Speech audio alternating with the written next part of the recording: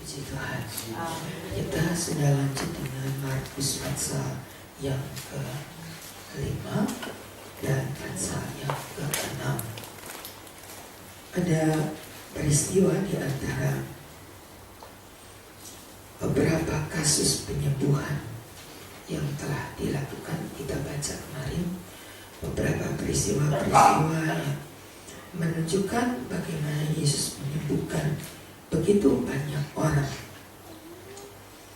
Pada pasal 5 ayat yang ke-21 tadi kita melihat sementara Yesus sedang berjalan menuju ke rumah Yairus, seorang yang telah banyak membantu dalam pembangunan bait Allah, sehingga orang banyak berkata ia pantas ditolong. Untuk itu Yesus berjalan bersama dengan Yairus untuk menyembuhkan, menolong anaknya. Tetapi sementara Yesus berjalan menuju ke rumah Yairus, ada seorang perempuan yang 12 tahun sakit pendarahan. Dan peristiwa ini seolah-olah potong kompas, ya. Seolah-olah menghambat perjalanan Yesus ke rumah Yairus. Sebab Yesus melayani orang yang sakit pendarahan 12 tahun ini. Dalam kerumunan orang, dalam berdesak-desaknya orang, maka Yesus masih dihambat lagi dengan seorang yang minta pertolongannya. Lalu ayat yang ke-35, ketika Yesus masih berbicara dengan perempuan itu, ada orang yang datang menyusul Yairus dan berkata, "Sudah, gak perlu lagi kamu minta dia datang ke rumahmu, gak perlu menyusahkan dulu, sebab anakmu sudah mati." Kalau saudara jadi Bapak Yairus, bagaimana kira-kira? Kira-kira bagaimana? Kalau saudara jadi Bapak Yairus,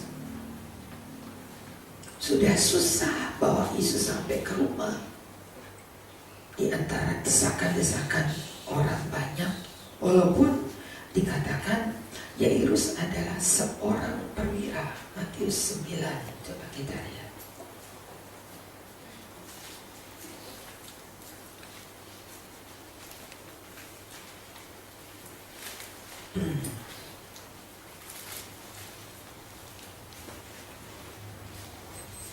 Seorang kepala rumah ibadah, letakkan tanganmu di atasnya, maka ia akan hidup. Ayat 18. Dia bukan orang jemaat atau rakyat biasa, tapi dia adalah seorang kepala rumah ibadah. Jadi punya wewenang, punya kedudukan, punya jasa yang pantas mendapat pertolongan. Ketika desakan-desakan orang masih ditambah dengan dihambat oleh seorang perempuan yang sakit. Dan Yesus meladeni. Kita melihat bagaimana Yesus dapat membuat prioritas. Yang mana yang harus didahulukan? Yang mana yang harus diambil sebagai prioritas pertama? Saudara lihat, bukankah anak dari perwira ini, pemimpin rumah ibadat ini, adalah yang lebih dahulu sudah minta untuk ditolong? Kok Tuhan masih sempat-sempatnya berhenti, padahal anakku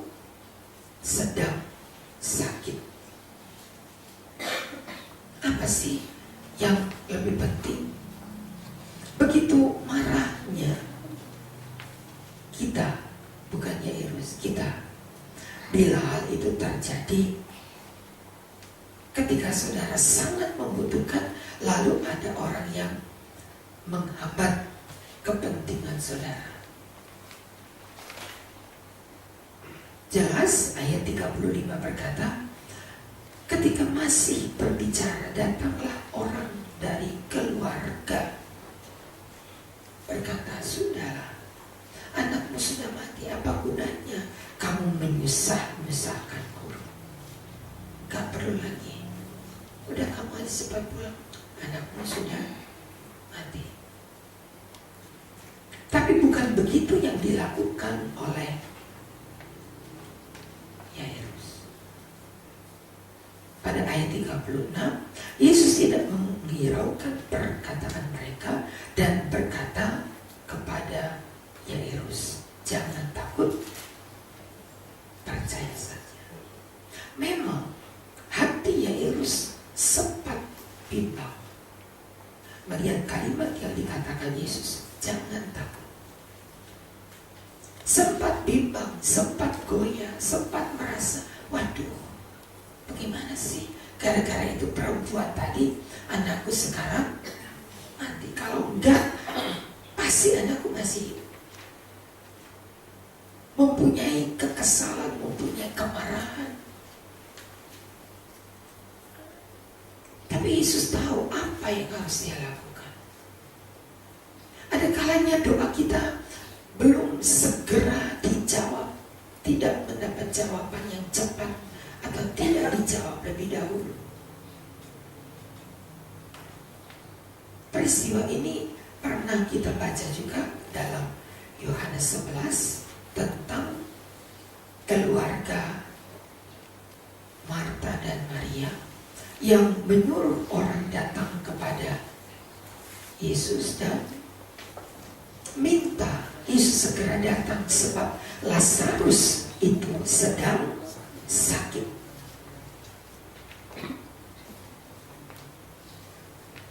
Sedang sakit.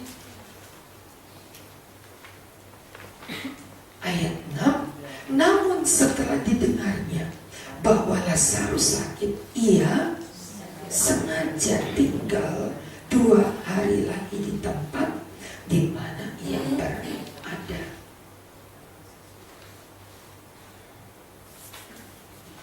Seperti peristiwa yang kita baca tadi dalam Markus pasal yang kelima.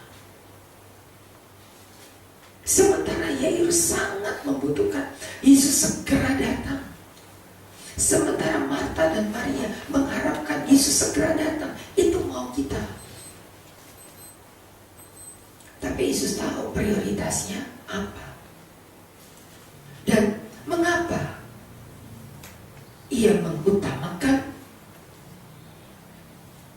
wanita yang sakit pendarahan itu ketimbang pertolongan kepada Yairus.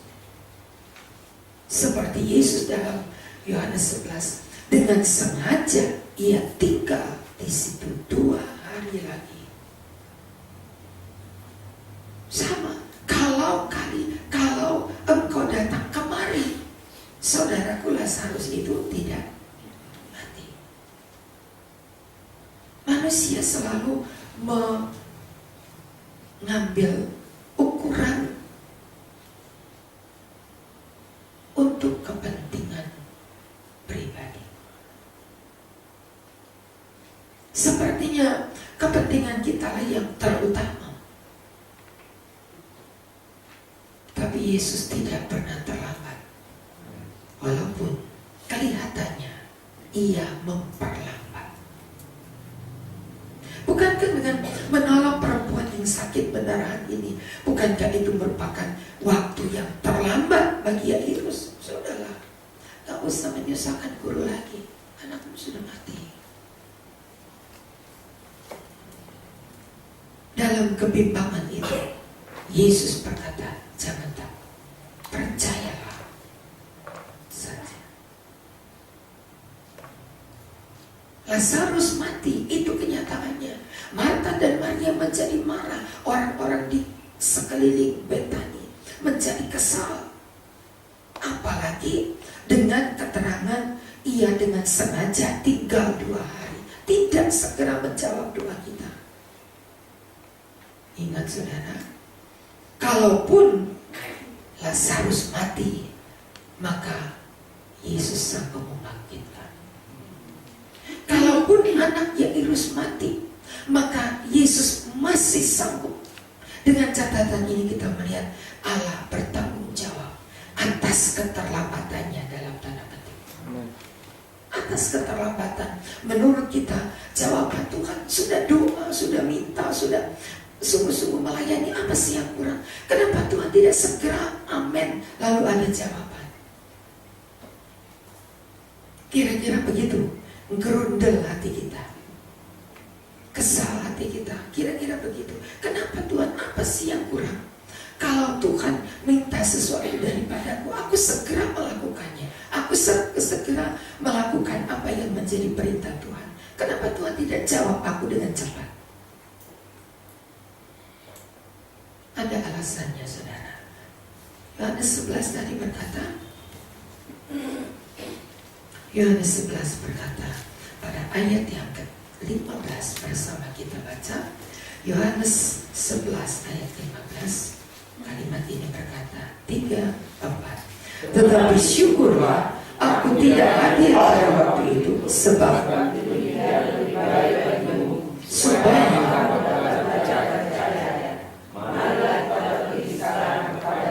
amin, supaya kamu belajar percaya. Untuk belajar percaya itu tetap percaya walaupun kelihatannya terlambat. Untuk tetap percaya walaupun belum dijawab doanya, tapi tetaplah percaya. Fatal loh, Lazarus mati, anak Yairus mati, fatal.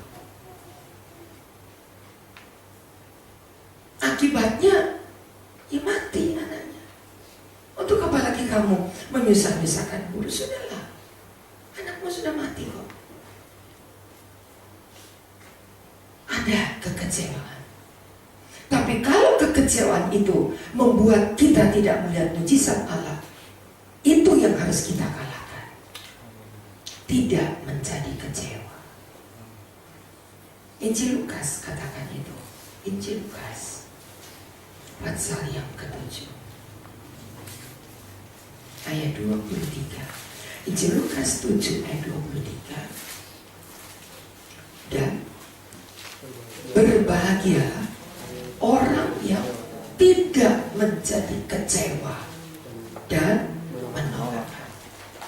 Dengan begitu banyak kekecewaan, seseorang dapat menjadi pemberontak bagi Allah. Lo wajar dong kecewa. Sudah jalan untuk menolong anakku, dipotong dengan wanita yang sakit. Dan pasti manusia kita akan marah kepada wanita itu, bukan? Gara-gara kamu sih. Lihat tuh, anakku mati. Yesus lagi ladeni lagi orang itu. Lihat, kalau nggak berhenti karena ada peristiwa wanita yang minta tolong, anakku kan nggak mati. Tapi Yesus berkata, berbahagialah orang yang tidak menjadi kecewa. Terlalu pagi untuk kita kecewa karena pertolongan belum tiba. Terlalu pagi. Terlalu pagi untuk kita menjadi kecewa karena belum ada jawaban doa. Udahlah, percuma. Doa pagi, udah hujan kehujanan, udah dingin. Mana jawaban doa? Katanya Tuhan itu penjawab doa, mana?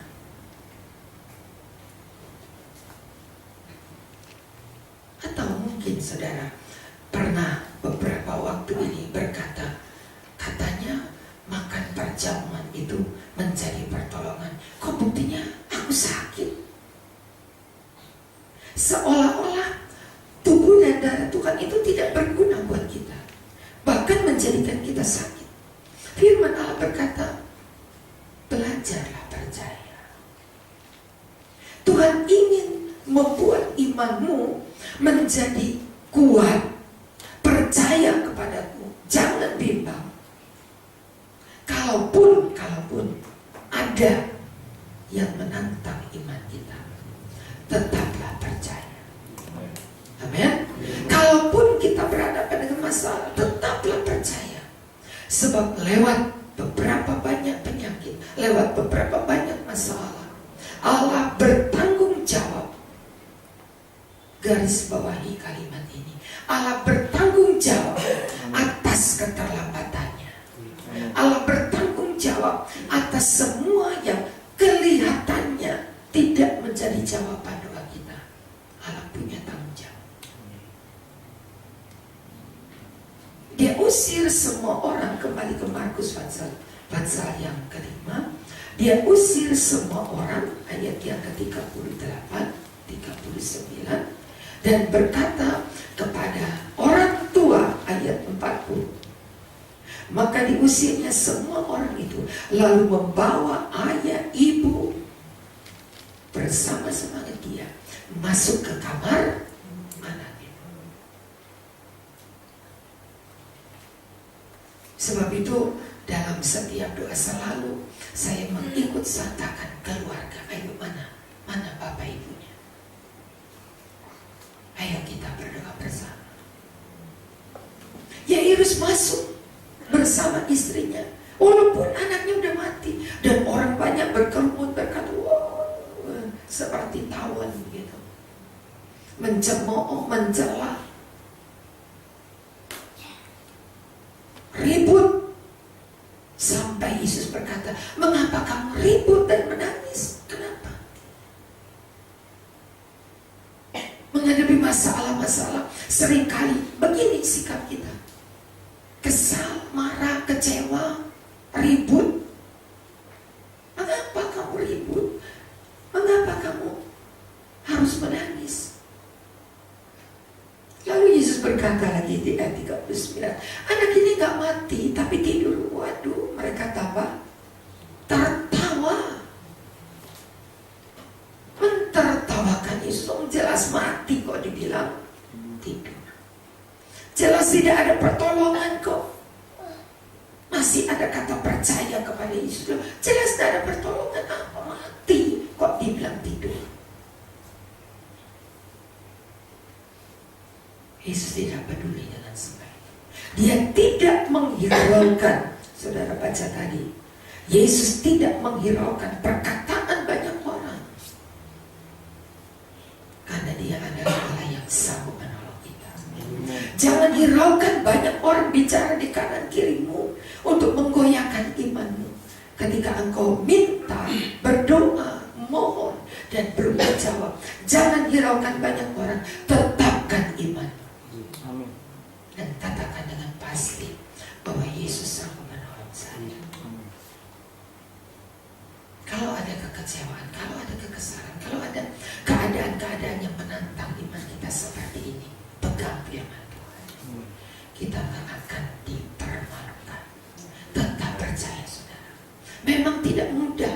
Tetap percaya dalam kondisi yang tidak punya alasan untuk percaya. Tidak punya alasan dong. Anaknya mati kok.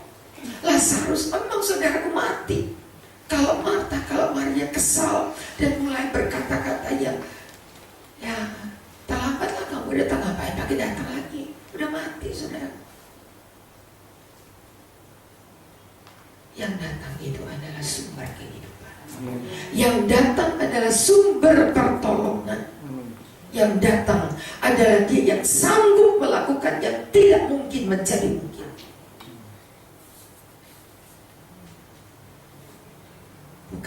Bukan manusia yang cuma bisa bicara.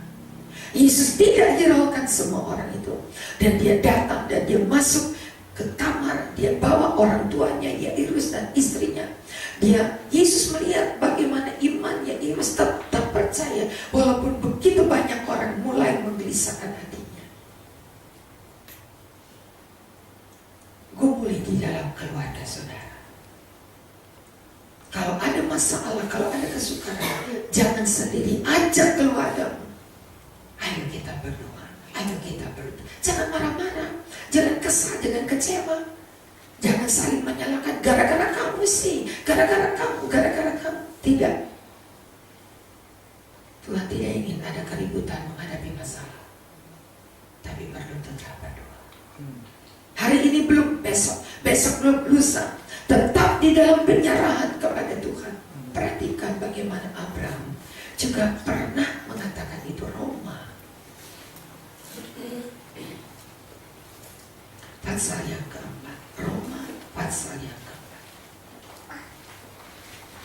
ayat 18. Roma pasal 4 ayat 18. Sebab sekalipun tidak ada dasar untuk berharap, amin, gak ada alasan untuk percaya. Apalagi yang mau dipercaya? Lo jelas kok anakku mati, jelas saudaraku Lazarus mati. Sekalipun tidak ada dasar untuk berharap, namun Abraham berharap juga dan percaya bahwa ia akan menjadi bapa banyak bangsa menurut yang telah difirmankan. Demikian banyaknya nanti keturunan.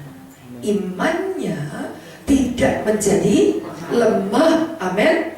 Walaupun ia tahu tubuhnya sudah sangat lemah, usianya telah 100 tahun, dan istri Sarah sudah tutup kandungan.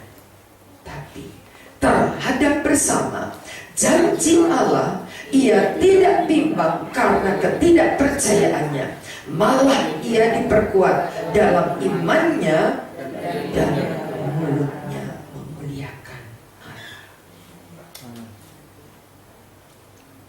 Sekalipun tidak ada dasar untuk tetap percaya, untuk tetap yakin, untuk tetap doa pagi, untuk tetap berlutut, untuk tetap melihat kepada Tuhan, imannya tidak menjadi lemah. Ayat yang ke-24. Tetapi ditulis juga untuk kita, sebab kepada kita pun Allah memperhitungkan. Terima kasih kepada Tuhan, Allah perhitungkan iman saudara. Allah perhitungkan iman kita.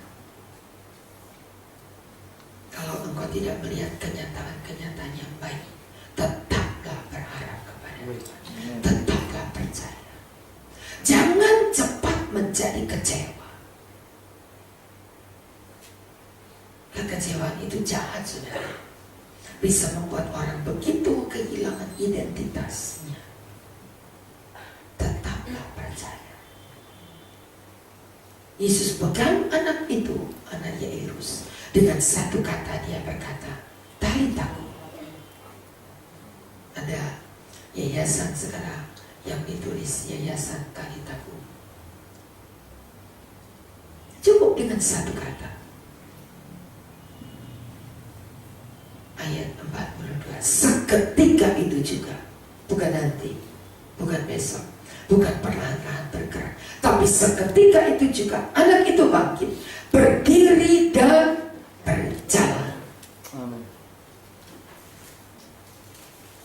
Untuk membuat takjub orang yang datang itu sumber pertolongan. Amen. Yang saudara berdoa kepada siapa? Dengan nama yang menjadi pertolongan kita, sumber pertolongan. Allah bertanggung jawab untuk setiap keterlambatan. Jangan menjadi goyah. Tetap pegang imanmu. Kalau doamu belum dijawab hari ini, tetaplah percaya. Tidak usah goyah. Tidak dengar banyak orang yang liput di sebelah kanan kirimu. Tidak ada yang akan mempengaruhi satu pun. Aku tetap percaya kepada Tuhan. Hari ini belum.